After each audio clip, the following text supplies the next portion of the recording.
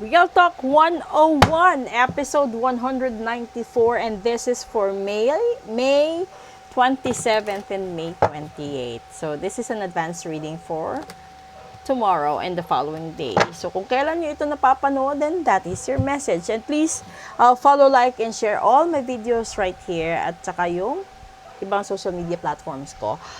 You can check those links under my profile picture, okay? So, ito po ang real talk natin. General po ito. Spider, and that is manifestation. You weave your web in life, and what you see before you are the result of your thoughts. If your current reality does not suit you, then it is time to make changes through conscious manifestation. And your energy can bring in all your desire. Ito yon, di ba? Kung alam mo na may mga taong kumakalaban sa'yo, may mga taong ayaw sa'yo, may mga taong real talk, mabigat ang dugo sa'yo kahit wala kang ginagawang masama, panahon na para magpalagay ka ng protection ritual. Posible na protection ritual sa pera, sa relasyon, sa pakikisama, at sa mga mahal mo sa buhay, sa trabaho, ganun. Kasi, kahit anong gawin natin, may mga taong bias sa mga kaligayahan ng kapwa-tao nila.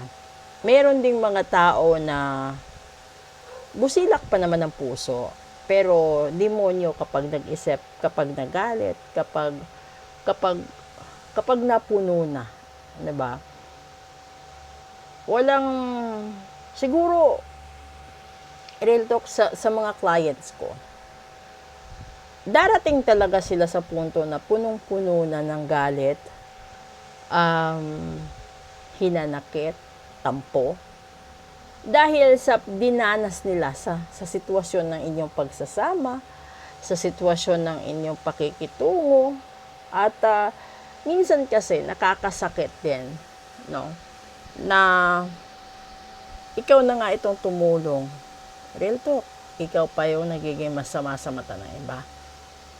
And worst, yung panahon na hindi mo alam kung ano nang nangyayari sa buhay mo. Ito yon.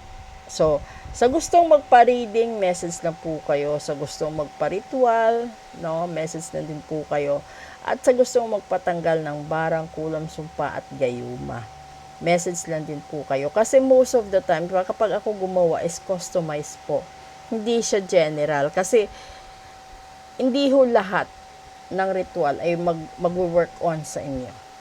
So, kailangan nyo po talagang i-customize po yan. Depende sa pangangailangan at sa kung gaano na katagal meron sa inyong katawan or meron sa inyong mga sakit.